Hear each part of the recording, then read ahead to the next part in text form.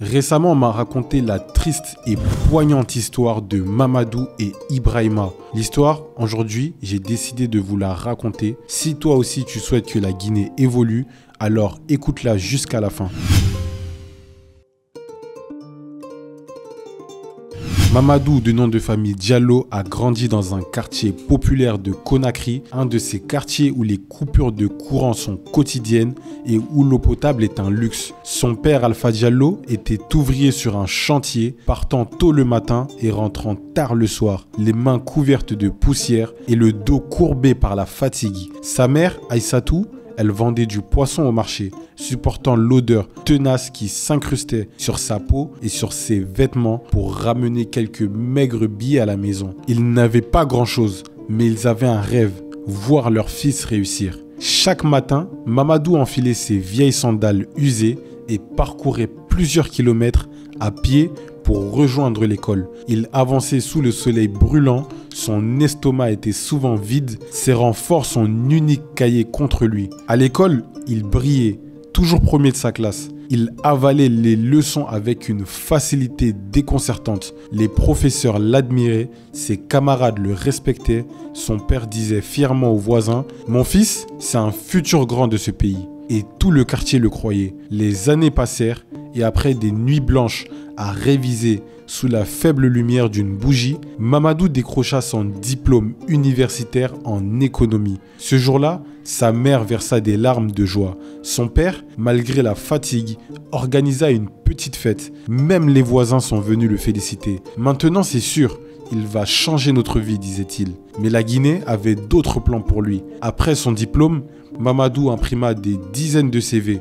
Il se rendait à chaque entreprise, chaque administration, déposant des dossiers avec espoir. Mais les réponses ne venaient pas. Il croisait d'autres jeunes diplômés comme lui, errant sans but dans les rues. Certains avaient abandonné, vendant du crédit téléphonique. D'autres servaient du thé dans les kiosques. Un jour, alors qu'il attendait devant un bureau en espérant une opportunité, un vigile l'interpella. « Petit, si tu n'as pas le bras long, tu perds ton temps. » « Un bras long ? Oui, une recommandation. Un piston, quoi. » Mamadou comprit, alors qu'ici, son intelligence ne suffisait pas. Lentement, l'espoir laissa place à l'amertume. Puis un matin, une nouvelle secoua Conakry. Une grande manifestation était prévue. Les jeunes descendraient dans les rues et réclamaient du travail pour dénoncer la précarité. Excédé par l'injustice, Mamadou prit sa décision. Moi aussi, je vais participer. Ce jour-là, les rues de Conakry devinrent un champ de bataille. Des milliers de jeunes marchaient scandant des slogans. Certains brandissaient des pancartes où on pouvait lire « Nous voulons du travail, pas de promesses ». Mamadou était au milieu de la foule. Son cœur battait fort. C'était la première fois qu'il manifestait. Il criait, il revendiquait, il se sentait enfin entendu. Puis les choses basculèrent. Les forces de l'ordre apparurent en mars. « Dispersez-vous immédiatement », ordonna une voix dans un mégaphone. Mais la foule en colère ne recula pas. Les premiers tirs de gaz lacrymogène fusèrent. Une fumée blanche envahit l'air. Mamadou, tout ça, ses yeux le brûlaient. Autour de lui, certains couraient, d'autres tombaient. Il chercha à fuir. Il se retourna, cherchant une issue. Un bruit sec retentit.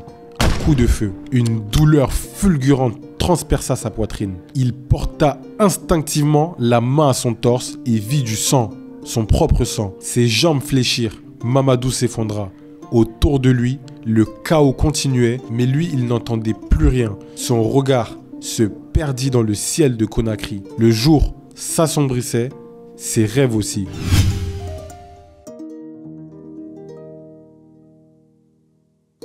Désormais, je vais vous raconter la seconde histoire, celle d'Ibrahima Diallo.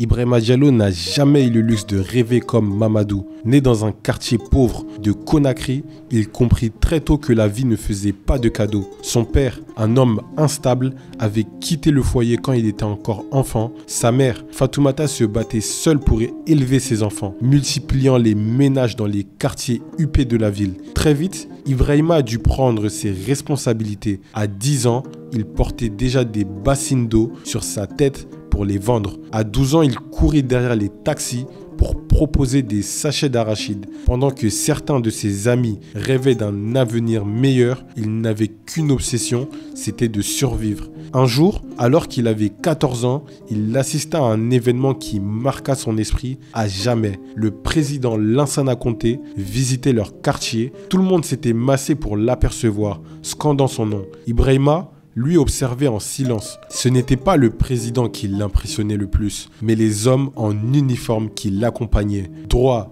rigoureux, imposant. Ce jour-là, il prit une décision. Moi aussi un jour, je servirai mon pays. Sans diplôme, sans réseau, il savait qu'il ne pouvait pas espérer un poste dans une grande entreprise ou devenir ministre. Mais il pouvait porter un uniforme. Il pouvait protéger les autres. Dès qu'il eut l'âge requis, il s'engagea dans les forces de l'ordre. Son entrée dans la police changea la vie d'Ibrahima. Dès ses premiers jours, il découvrit un monde qu'il n'imaginait pas. Ici, il n'était plus seul. Ses collègues sont devenus ses frères, ses supérieurs, des figures paternelles. Pour la première fois de toute sa vie, il avait une véritable famille. Il se leva chaque matin avec fierté, enfilant son uniforme avec le sentiment d'être utile. Il apprit la discipline, la rigueur, le sens du devoir. Il comprit ce que signifiait vraiment le mot sacrifice. Lorsqu'une patrouille durait toute la nuit sous la pluie, il tenait bon. Lorsqu'un de ses frères d'armes manquait la naissance de son enfant pour assurer la sécurité d'un événement officiel, il voyait sa douleur. La population ne voyait souvent que l'image négative de la police.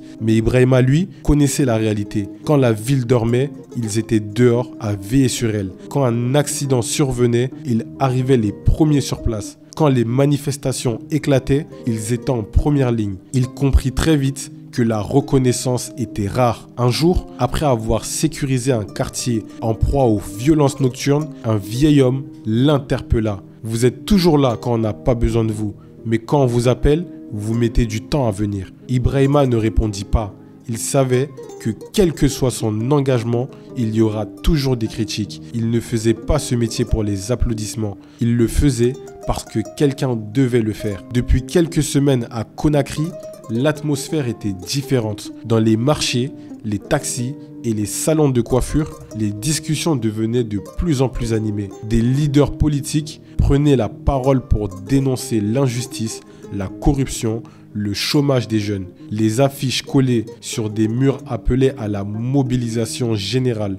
Ibrahima avait vu ce scénario trop souvent. Les mouvements de foule en Guinée n'étaient jamais totalement spontanés. Derrière chaque soulèvement, il y avait des architectes de l'ombre. Les politiques savaient comment exploiter la frustration des jeunes. Ils les motivaient, ils leur promettaient un changement, leur donnaient parfois un peu d'argent ou des t-shirts à l'effigie du parti. Mais quand les tensions montaient et que la situation dégénérait, ils disparaissaient. Ce n'étaient plus eux qui étaient dans la rue, mais des jeunes livrés à eux-mêmes, criant leur colère contre un système qui les avait oubliés. Ibrahima savait que les revendications étaient souvent légitimes, mais il savait aussi comment tout cela finissait la plupart du temps. D'abord des discours enflammés, ensuite un appel à la mobilisation, puis inévitablement la violence. Ce matin-là, Ibrahima se leva comme d'habitude. Il enfila son uniforme, prit son arme et rejoignit son unité. Rien ne semblait différent d'un autre jour. Il salua ses collègues, échangea quelques plaisanteries avec son supérieur. Leur métier était stressant, mais ils avaient appris à relâcher la pression entre eux. Après tout, ils étaient comme une famille. Lorsqu'il monta dans le pick-up de police, il reçut l'ordre de se rendre en renfort dans un quartier sensible. Rien d'inhabituel. Il n'avait aucune idée que cette journée marquerait sa vie à jamais. Lorsqu'Ibrahima et son unité arrivèrent sur place, la tension était déjà palpable. Les rues étaient noires de monde. Des milliers de jeunes, pour la plupart sans emploi, scandaient des slogans hostiles au gouvernement. Certains brandissaient des pancartes, d'autres tapaient sur des bidons, créant un vacarme assourdissant. Ibrahima connaissait ce genre de situation. Les premières minutes d'une manifestation étaient souvent pacifiques, mais il suffisait d'un détail, d'une provocation, d'un geste mal interprété pour que tout bascule. Lui et ses collègues se placèrent en ligne, formant un barrage humain. Il avait reçu l'ordre de contenir la foule et d'éviter tout débordement. Puis, comme il l'avait pressenti, la situation dégénéra. Des pierres commencèrent à voler. Un manifestant s'avança trop près des forces de l'ordre. lançant une insulte, puis un autre derrière lui. La foule s'énardit, les ordres tombèrent. Repoussez-les. Ibrahima avança.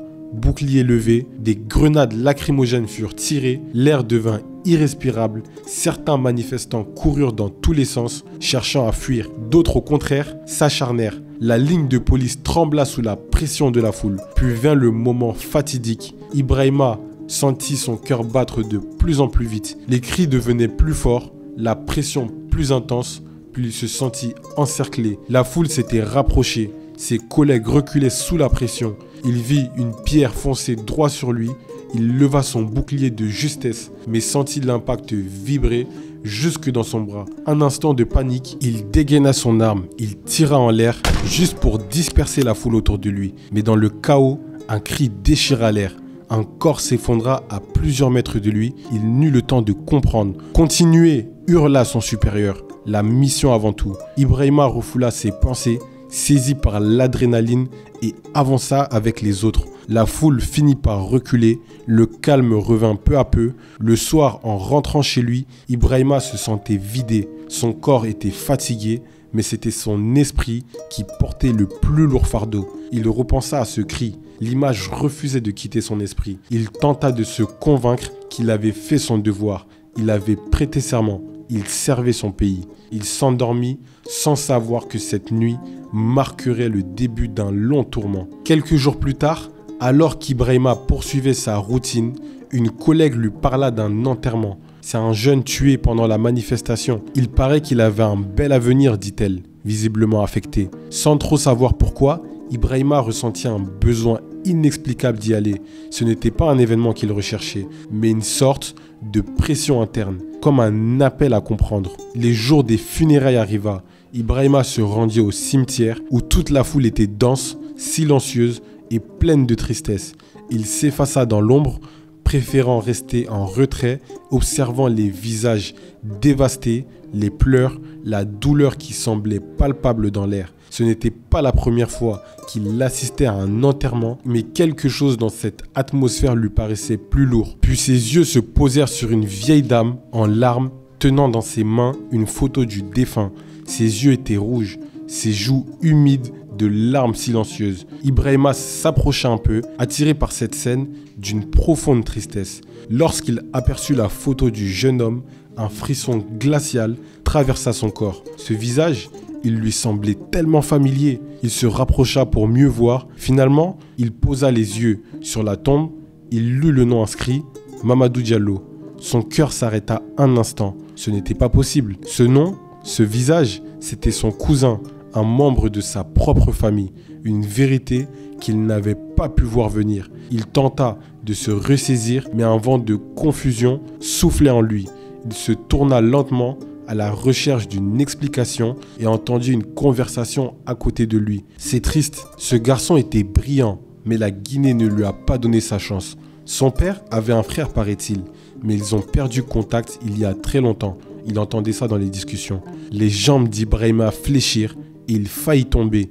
Le poids de la révélation le submergeait. Ibrahima fit le lien avec la fameuse manifestation et il comprit que ce jour-là, c'est lui qui avait tué son propre cousin. Avant de quitter le cimetière, Ibrahima se tourna une dernière fois vers la tombe de Mamadou, les yeux rivés sur la pierre.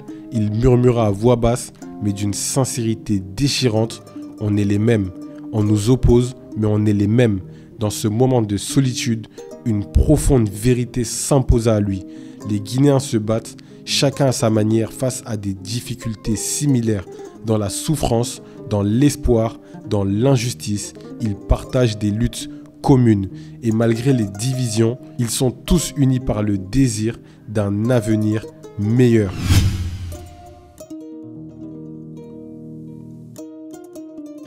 Cette histoire que je viens de vous raconter, bien évidemment, c'est une fiction. Cependant, elle repose sur une vérité profonde, celle de nos difficultés communes, de nos luttes quotidiennes et de notre inspiration partagée à un avenir meilleur. Les Guinéens sont frères, qu'on soit jeunes, en quête d'opportunités, membres des forces de l'ordre, ouvriers ou étudiants, chacun de nous traverse des épreuves parfois similaires, parfois différentes, mais toutes marquées par un rêve commun, celui d'un pays qui avance, d'un pays où chacun peut espérer un avenir plus radieux. Ibrahima et Mamadou, bien qu'évoluant dans des contextes différents, ne sont pas des figures opposées. Ils incarnent deux aspects d'une réalité guinéenne complexe, mais ils partagent un rêve. Mamadou veut une vie meilleure pour sa famille et pour les Guinéens, tout comme Ibrahima veut voir son pays en paix et en sécurité. Au fond, leur rêve est le même, un avenir où chaque Guinéen, quel que soit son rôle, puisse vivre dans la dignité, accéder à des opportunités et voir son futur se construire sur des bases solides. C'est là où réside l'essentiel, l'unité. Les difficultés que nous traversons ne sont pas uniques à une catégorie de la population. Les jeunes qui manifestent par exemple ne sont pas les ennemis. Ce sont des citoyens qui, tout comme les membres des forces de l'ordre, aspirent à un avenir meilleur. Les policiers ne sont pas des oppresseurs, mais des hommes et des femmes qui chaque jour sacrifient leur temps, parfois leur sécurité, pour préserver la nôtre. Pourtant, ces sacrifices sont souvent invisibles, mal compris et parfois méconnus. Tous, nous aspirons à ce que nos proches, nos enfants, nos parents puissent vivre dans un environnement plus stable, plus équitable et plus prospère. L'unité, c'est de comprendre que malgré nos apparences, nous partageons tous le même rêve, une Guinée plus forte, plus juste, où chaque individu trouve sa place et peut avancer sereinement. Cela ne signifie pas que les difficultés disparaissent, mais que nous pouvons les surmonter ensemble. Cela signifie qu'au lieu de nous opposer, nous devons nous soutenir, comprendre les luttes de l'autre et avancer main dans la main vers ce rêve collectif. Au lieu de nous diviser, nous devons tous regarder dans la même direction, car au final, nous avons les mêmes aspirations, une Guinée qui progresse, qui offre à chaque citoyen l'opportunité de réaliser son potentiel. C'était Bassekou Djabi, entrepreneur, fondateur de Starter Production. On se dit à bientôt. Ce contenu est produit par Starter Production.